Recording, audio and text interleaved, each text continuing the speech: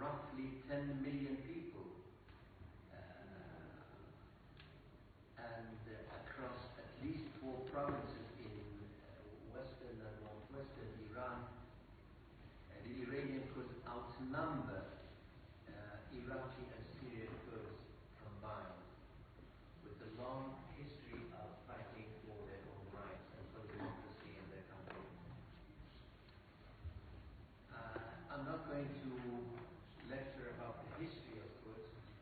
I'm sure that you're well aware of that, and with the limited time that I have, I want to focus on the fact that even at the outset of the Iranian Revolution 1978-79, the course of revolution, its contents and its methods were in complete contrast with the movement under Ayatollahs in Tehran and other cities. Kurdish movement was from the beginning a secular, democratic movement aspiring for political freedoms and Kurdish rights.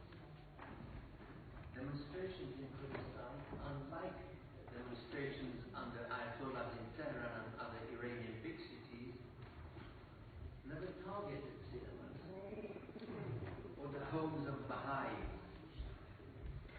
They never put veil on women. They never welcomed the Islamic Republic. In fact, in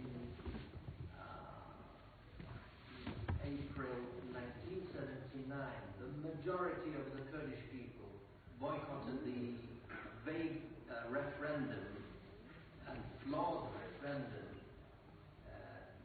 to have or not to have the Islamic Republic in the country. And of course, Kurds paid a heavy price for this stance.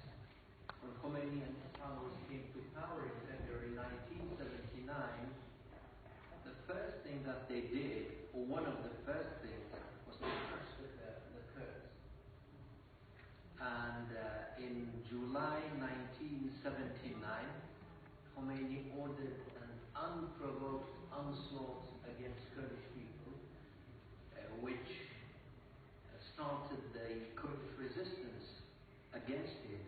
It took almost a decade for the Iranian regime to crush the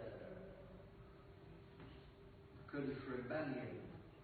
And finally, the headquarters of the two main Kurdish parties went into Iraqi Kurdistan soil, but the movement, the resistance, the people's protests and the demands remained the same and as alive as ever.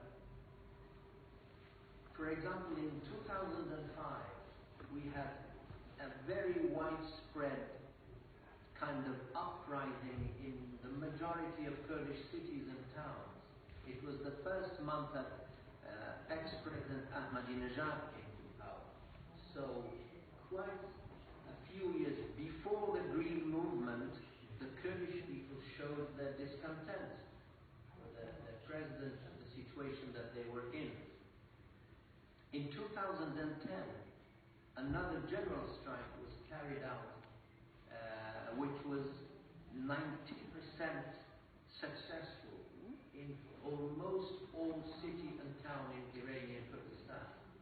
And this time it was in protest against the execution of 5 political activists, 4 of them Kurds. Last year we had huge demonstrations in the very well-known city of Mahabad.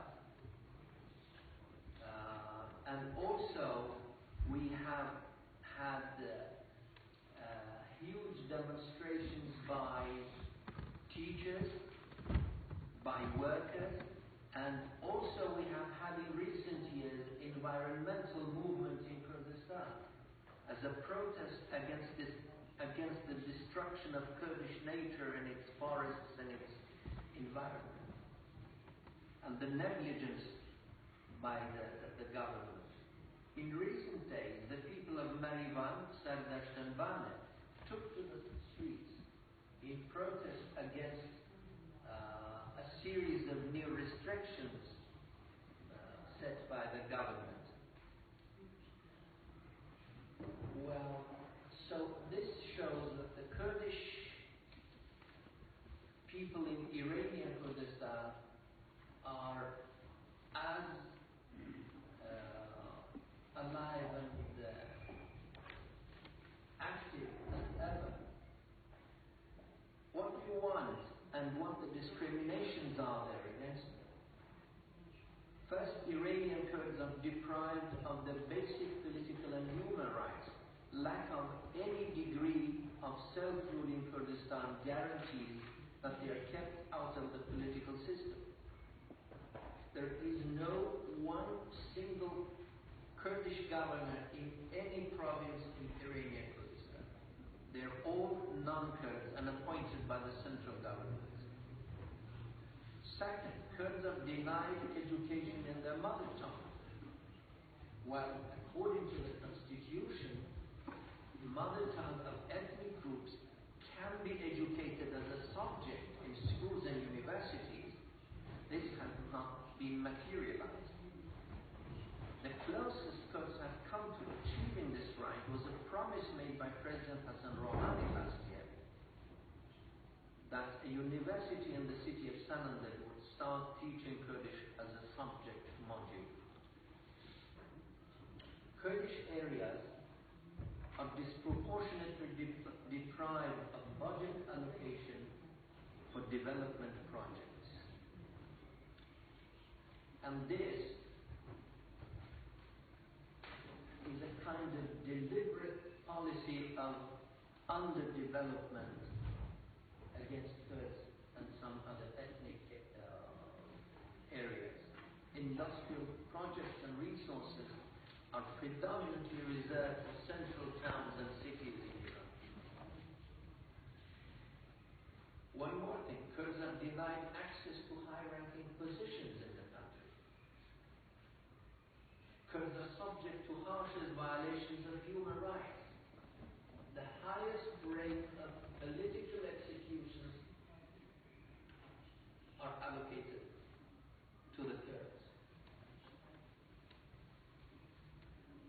Derogative and discriminatory depictions of Kurds in Iranian state-backed media propaganda is what we always face in the country. But despite all this, the Kurdish movement in Iran has remained a democratic, secular and pluralist one, and has not resorted to any kind of fanatic, terrorist or violent actions. The idea of a non-centralist federal state in Iran is no longer taboo in Iran. There are lots of Iranian intellectuals and political entities who advocate the idea of a non-central federalist state in Iran. In fact, one of the main ingredients of any